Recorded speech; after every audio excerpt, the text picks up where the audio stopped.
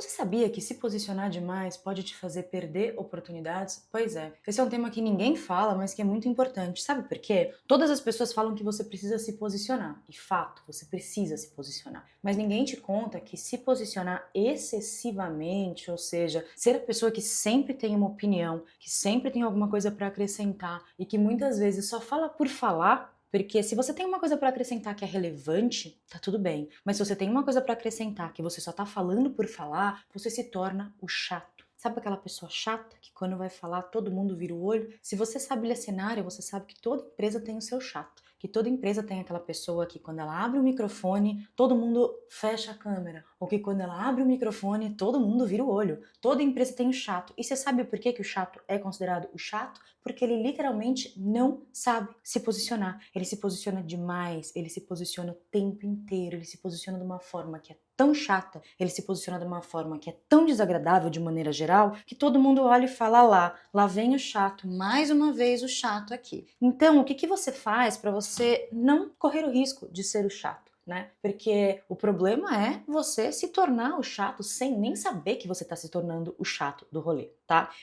Existe uma regrinha que eu chamo de CQP, que é uma regrinha que você vai seguir toda vez que você for se posicionar, para entender se você está seguindo as diretrizes corretas do posicionamento. Certo? O que é o CQP? O CQP nada mais é do que você entender como, quando e por quê. E por que isso é relevante? Porque você vai entender como você fala. Você tem a forma certa de falar. Não é só falar por falar. Você vai entender quando você fala. Então, você vai entender se aquele momento é o momento adequado para você dar a sua opinião. Às vezes a sua opinião é pertinente, mas o momento está errado. E por que você fala? Por quê? E aí você vai entender se o que você fala realmente tem algum valor para agregar, vai mudar positivamente o ponteiro da empresa, principalmente naquilo que tange impacto. Se a sua resposta for uma resposta dúbia, uma resposta duvidosa para qualquer um dos três, C, Q ou P, a minha sugestão para você é: fica quietinho. Talvez não seja a melhor hora de você se posicionar. Talvez não seja a melhor hora de você falar. Enquanto você não entender como pilotar muito bem o CQP na sua vida, você corre grandemente o risco de se tornar o chato. E muito cuidado, porque ninguém quer conviver com o chato.